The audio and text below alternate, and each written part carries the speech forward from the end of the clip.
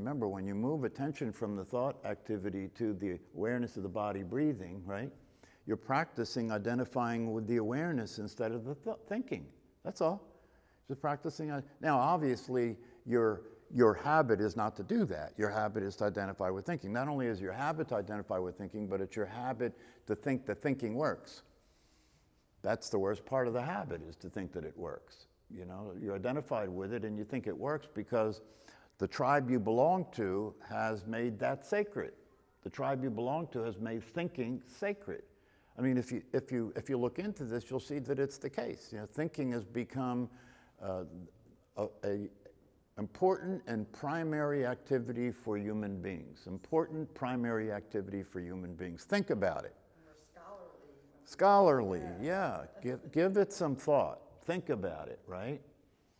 Yeah, it's and especially in terms of our understanding of how to be in the world, our understanding of how to accumulate information in order to use that information to be in the world effectively involves thinking. You have to give it some thought. And so part of thinking is that you've been indoctrinated and conditioned to believe in thinking. So much so that you've taken it on in your life to be the primary way that you exist. The primary way that you exist is you exist as a thought.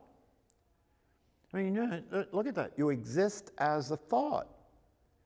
You think you're a thought, right? Because when you say that you're a person, that means you think you're a thought, because a person is a thought. It doesn't, and the idea of being a person doesn't exist outside of thought. Doesn't even exist outside of thought. You know, that's one of the reasons that they say in Buddhism, for example, take refuge. Take refuge. This is a common statement in Buddhist communities. Take refuge in the three gems. Take refuge in the Buddha, the Dharma, and the Sangha. Take refuge. Well, what does that mean? What are they saying? They're saying that it's a place that you can go and get relief. It's a place that you can be safe. You know, take refuge. Well, how do you do that? Well, the one way that you do, and by the way, you know, when I say that take refuge in Buddhism and so forth, yeah, it is the case that this is a phrase from Buddhism, and it is talked about in terms of the three gems, the Buddha, the Dharma, and the Sangha. But outside of that, take refuge, because all that means is take refuge in the truth, in the teacher of the truth, and in the community that practices the truth. That's what it's saying. It has nothing, so it doesn't have to be Buddhist. It doesn't have to be Buddhist. You can take refuge. How do you take refuge? You can take refuge in the teaching, the teaching, which is called the Dharma in Buddhism. You could call it the truth. Right? Take refuge in the truth and the teaching. Take refuge in the teacher, right? The Buddha. Take refuge in the Buddha, the teacher, and then take refuge in the community. So what does that mean? What's that? Sangha is the community. This is the community, you know, just over time, by people coming to this class on a regular basis, isn't it the case that you start to establish a sense of community? You start to know each other. You start to have a sense that you have a common interest here, you know, that you start to have a sense that you share a common conviction. I would assume it's a conviction, you know, or if you're not convinced that what's being said here and these practices are of value, then what are you doing? You know what I mean? Are you in hope? Are you trying to cover your ass? You know, just in case it's true, right?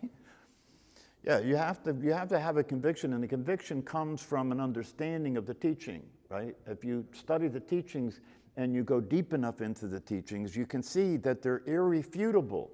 You can see that you can't argue with the truth. You can't argue with the truth.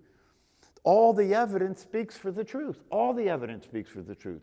That's an amazing thing to come to recognize. All the evidence speaks for the truth. There is no evidence that speaks for that you exist as a personality. No evidence. No evidence. Look, try and find some evidence that you exist as a personality. The fact that the thoughts arise in your mind that says that is no evidence. That you think something is no evidence for anything. I mean, given some of the shit that people think, God help us if that was evidence for anything. It's not evidence for anything. And yet people relate to it as if it is evidence for anything, right? That's how politicians make their living, by thinking that to just say something and to think something is enough. And people are like turkeys around Thanksgiving when it comes to that, They're walking around with their mouth wide open, So don't be a fool. Stop being a fool. And if you're going to take refuge, if you do have a conviction, then what are you going to do about that? If you do have a conviction, it means that you accept that this is true. You accept that you're not who you thought you were. You accept that humanity is mistaken. Humanity's mistaken, right? You accept that there is a possibility of being free. There is a possibility. You accept that it's possible for you to be happy and satisfied and at peace in this very life, in this very moment. You accept that that's possible.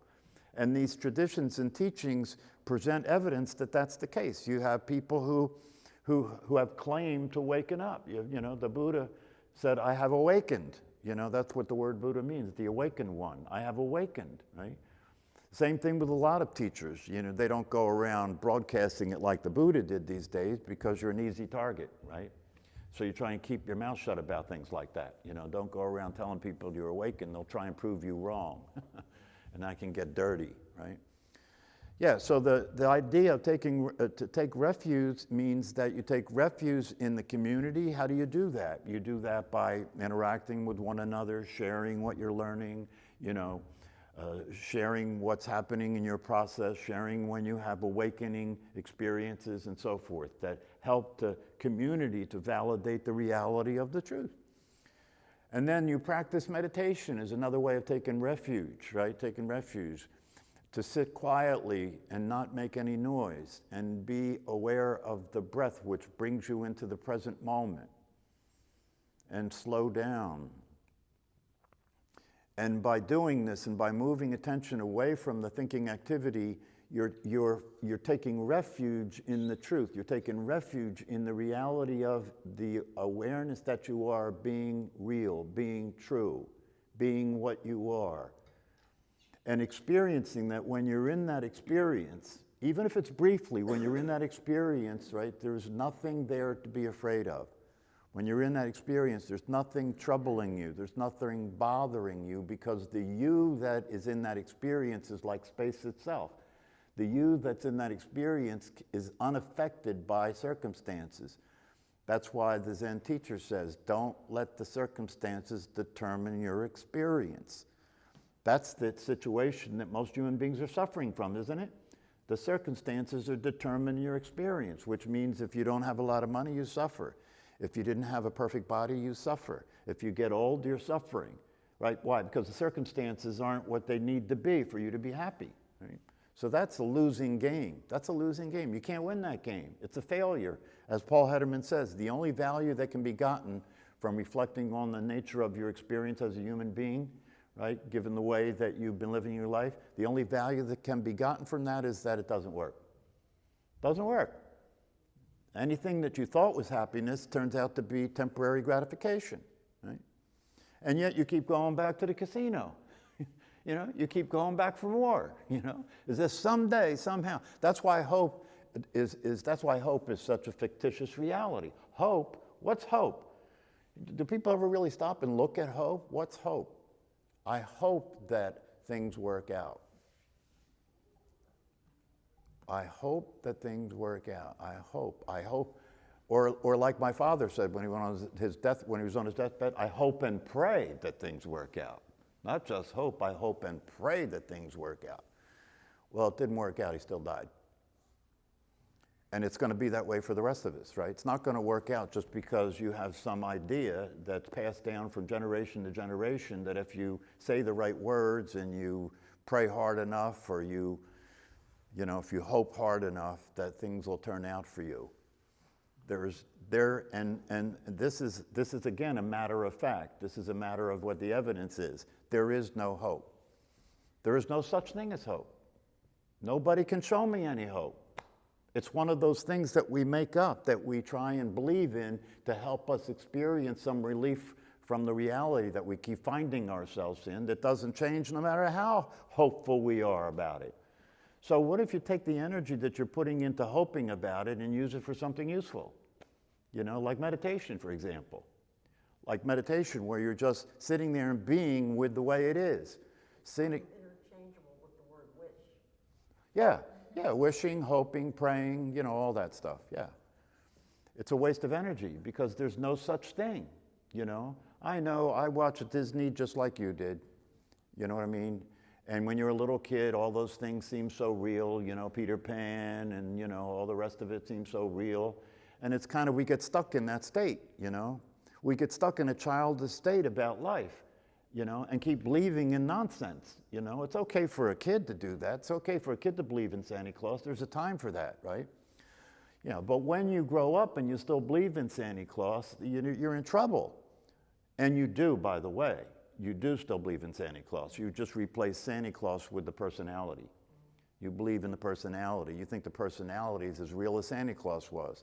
And the truth be told, the personality is as unreal as Santa Claus was. So this whole business of taking refuge is important because it is a way to practice these practices. Taking refuge means not only when you're in meditation are you taking refuge, not only when you're studying the Dharma or the teachings or studying the truth. That's another way of taking refuge, right? Taking refuge in the Dharma, taking refuge in the practice, you know, taking refuge in the teacher. And the teacher, by the way, doesn't necessarily have to be a living person. There are many dead teachers that I've learned a lot from, you know. Doesn't even have to be somebody other than yourself. Doesn't even have to be a person. You can take refuge in the teacher, and the teacher can be anything. Can be life itself teaching you. You know, the way life teaches you to wake up is it punishes you until you do. That's how it teaches you to wake up. So to take refuge, if you're going to really take advantage of the idea of taking refuge, it can be something that you utilize all the time in all situations. You know, when you're driving your car and you find yourself in traffic, right? Take refuge in the Dharma. What's that mean? Go to your breath. Go to your breath. Leave the thought process that it's torturing you at that moment. You know, that thought process is telling you, oh, this sucks, here it is again, you know, all that stuff. You know, instead of that, as soon as you realize that that's running, that program is running, bring your attention out of it. Take refuge in the truth. What's that mean? Take refuge in the reality of who you are. It's available at all times. It's never not here. It's never not true. So you can always practice taking refuge in the teaching. You can always practice taking refuge in the Buddha, in the teacher. And you can always take refuge in the community. You know, that's what people are doing when they're meeting together as a community where they share this conviction about reality. And part of that is to understand that we will all go off the rails. We will all lose our way. That's why they use this concept of a path, you know, walking on the path, being on the path. So you have some idea when you're not on the path. You know, some way of understanding when you deviate from reality so that you can understand that the practice means that you notice that you've deviated from reality and you make adjustments and bring yourself back. That's what the practice is. The practice is not about becoming what you already are. That's impossible. The practice is not about becoming what you already are. That's impossible. And yet your personality will do that as a way of escaping from the obvious. Your personality will attempt to become what you already are. And by the way, that's inevitable. That's inevitable. If you look, you'll see you've been up to that. That's what you were describing. Your personality is trying to become what you already are. And it can't. It will never do that, right? So you have to, at some point, you have to resign. At some point, you have to surrender. At some point, you have to let go. That's why we talk about the practice as letting go. Letting go of what? Letting go of beliefs that aren't true. You know, letting go of habits that don't work, letting go of thoughts that are unrealistic, you know, letting go of your good ideas about life that are bullshit, you know, that you inherited from other people, you know, from your family or from your society or from your, even from your religion, unfortunately. So this business of taking refuge is important. And if you really get it, you understand that it's available at all times. There is no time, there is no place where it's not available. And so as you're going through your day, if you understand that as you're going through your day, and you start to notice that you're stressed, or you start to notice that you're off the path, you start to notice that you've gotten caught up in worry, you've gotten caught up in a thought process about the past or the future, right? That you're suffering because you're resisting reality, yeah? You're suffering because you're not accepting everything. You know what the thing is that people don't accept, that they don't notice they're not accepting, that keeps them suffering all the time? Just life. Well, reality, life, but it's typically understood that that's the problem. You're resisting life, you're resisting reality, you're resisting the way it is, right? But there's an aspect of that goes unnoticed that keeps you stuck. That you can change it. No? What's the one thing, what is the one thing, right, that when I say to let everything be as it is, right, what is the one thing that you don't realize is part of that? This is exactly what is going on with you. It's going on with everybody, you just are willing to talk about it. What is the one thing? What is the one thing? Okay, accept life as life is. How does a personality occur? In thinking. That's the one thing that you leave out. The one thing that you leave out. Accepting, let everything be as it is, right? But I have to change my thinking, don't I? Yeah, I have to change my thinking. I have to change my the way I feel. I have to change that because otherwise I'll still be crazy. I have to change my thinking because I'll still be crazy, right? That's the way the personality hooks you, and when it hooks you with that way of relating, right, that it ensures that you'll stay as the personality. Because what you're resisting, right, what you're resisting is your own thought process. And your own thought process is not a problem, It's easy to think it is, when you go through this process, it's easy to think it is. It's easy to forget that acceptance means acceptance of everything, except your emotions, accept your thoughts, accept your beliefs, accept your behavior, accept your behavior. But no, it's all dysfunctional. What's that? It's dysfunctional and it doesn't benefit you. Okay, good point. Suppose it's dysfunctional and it doesn't benefit you, right? If you struggle with it and try and change it, then the law that I often speak of here, whatever you resist persists, is in play. So it's not to say that you don't want to get out of that modality because that modality doesn't work, but to try and change it or to try and use it to become something other than what that tells you are guarantees that you stay stuck.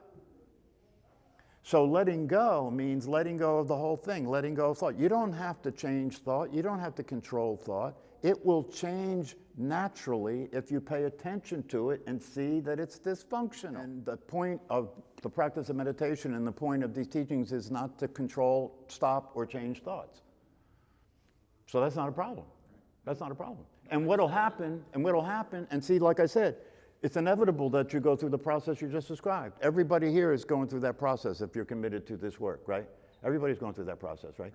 The thing that's hard to get and hard to recognize is if you stay the course, if you stay with this, if you keep meditating consistently, right? And you stop letting the mind get back in and control the situation, right? Which will happen if you just meditate consistently and if you keep giving attention and energy to these teachings, right? And you keep taking refuge in that when life is causing suffering, right?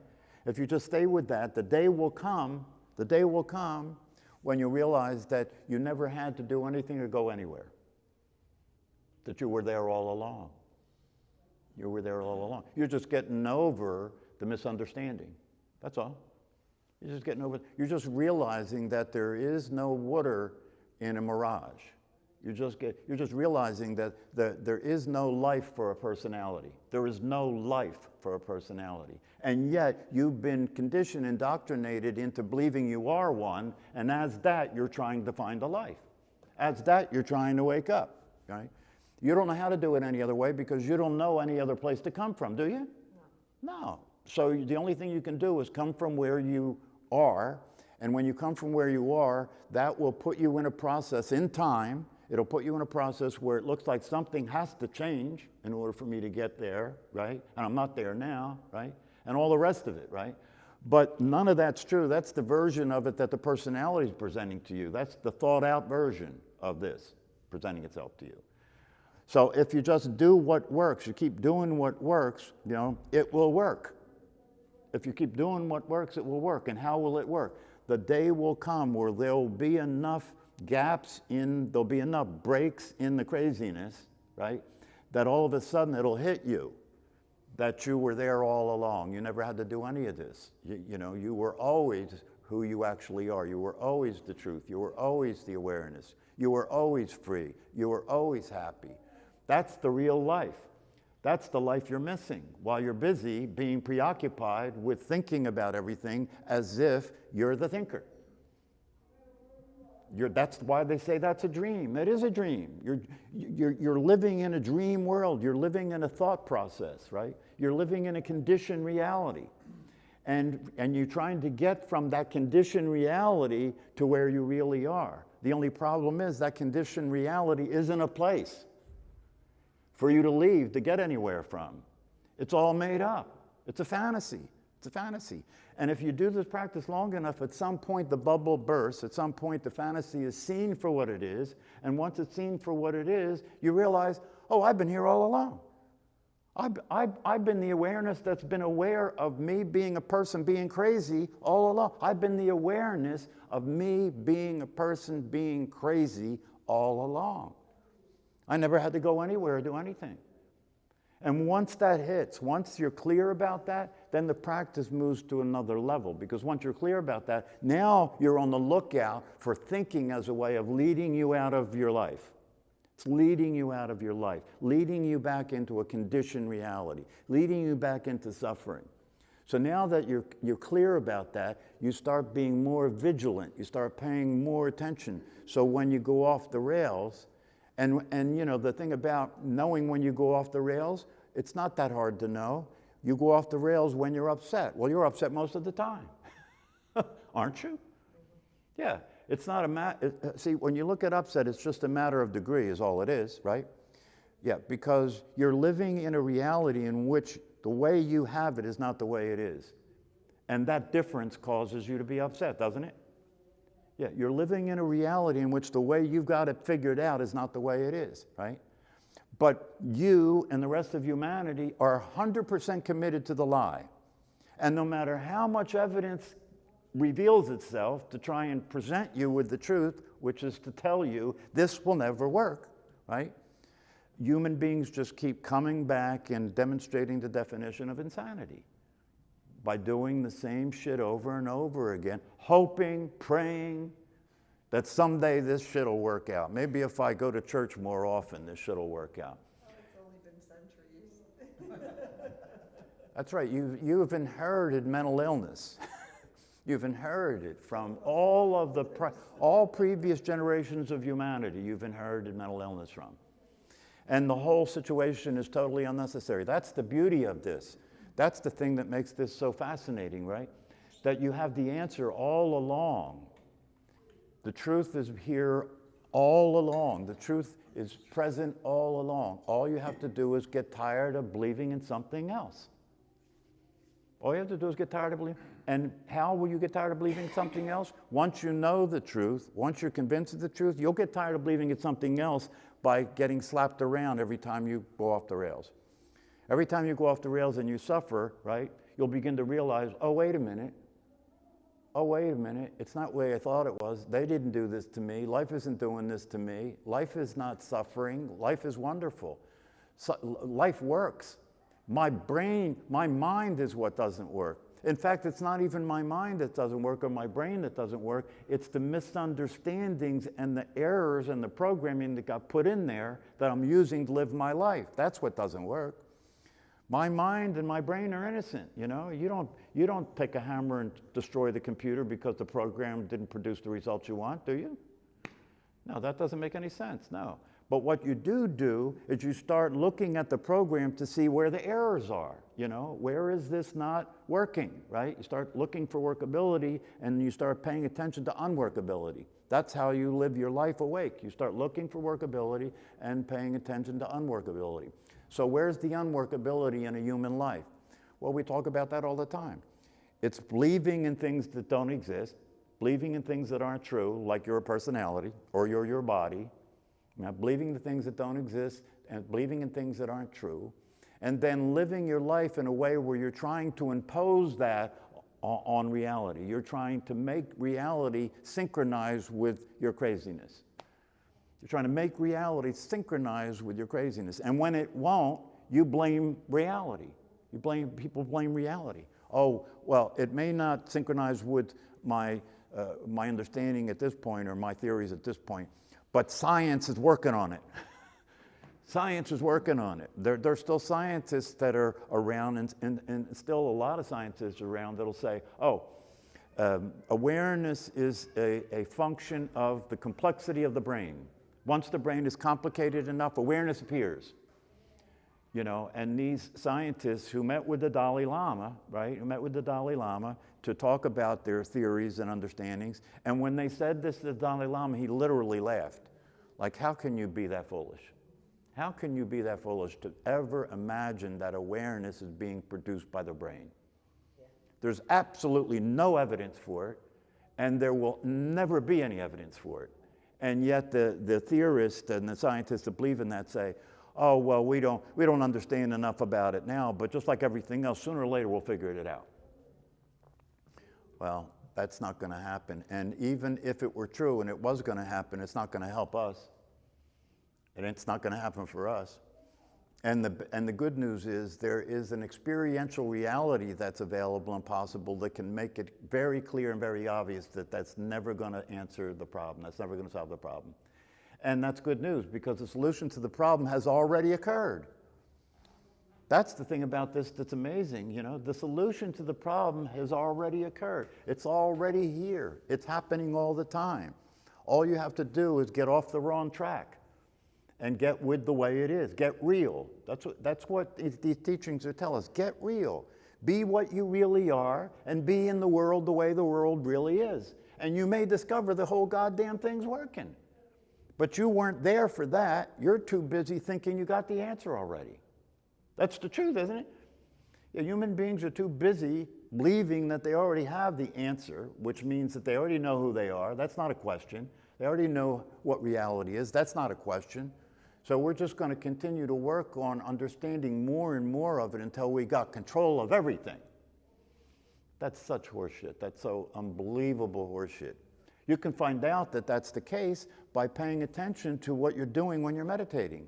Because if you move attention from the thought process over to the awareness of the body breathing, even if you're there for a few moments, let yourself notice there's nothing happening.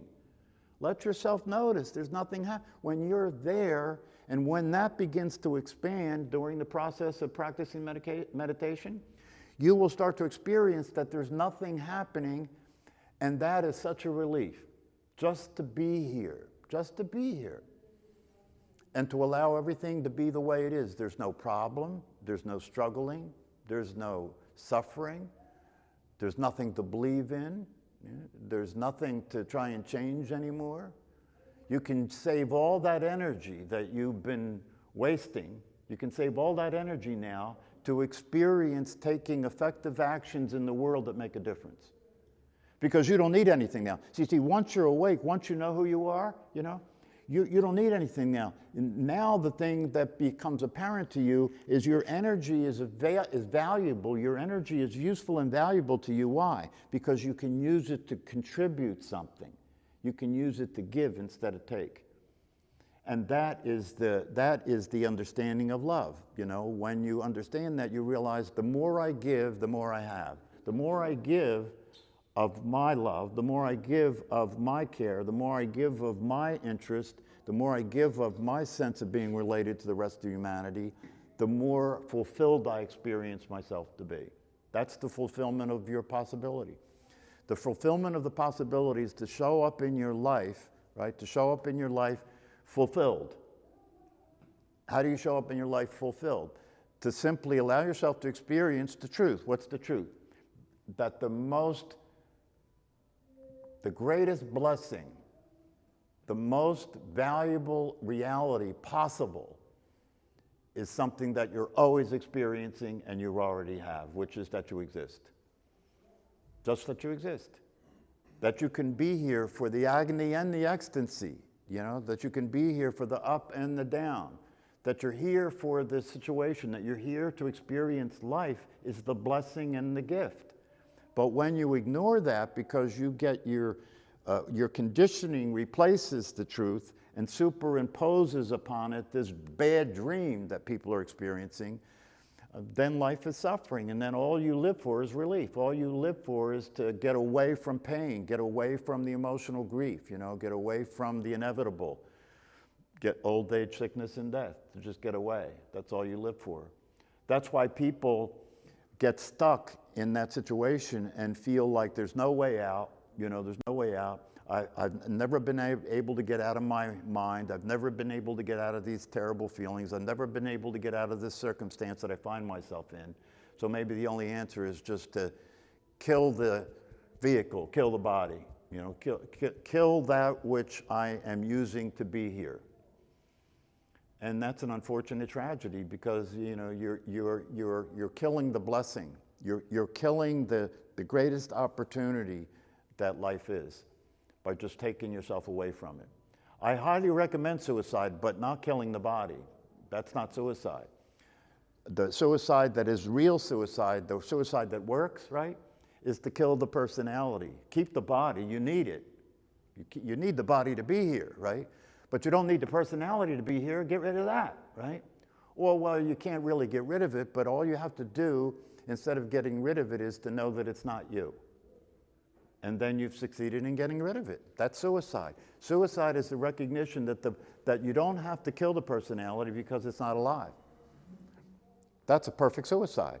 The recognition and the realization that you don't have to do anything to the personality to get rid of it or kill it or try and change it because it's not real and it's not alive and it never actually existed. It only shows up in your thinking. And if you realize that, you've successfully committed suicide. Right? And now, instead of thinking you're the personality or your physical body, you are what you really are. And from there, you can look at the thinking activity and look at the emotions and look at the conditioning, but know that that's not what you are. You're like the space in this room. True freedom is to be what you already are, which is like space. True freedom is to let go of identifying with what you're not, let go of time, let go of the conditioning. And then you can be in this play we're in and enjoy yourself like an actor in a good drama, right? Then you can be in this play that we're in and enjoy yourself like an actor in a good drama, right? But if you were in a drama and you forget you're an actor, you're in trouble. You have to go to the psych ward after the film is over. Yeah, but if you're in life and you think the drama's real and you're really you're really the characters that you're playing, right? You're still that insane, but everybody's insane, so everybody's normal. Good luck.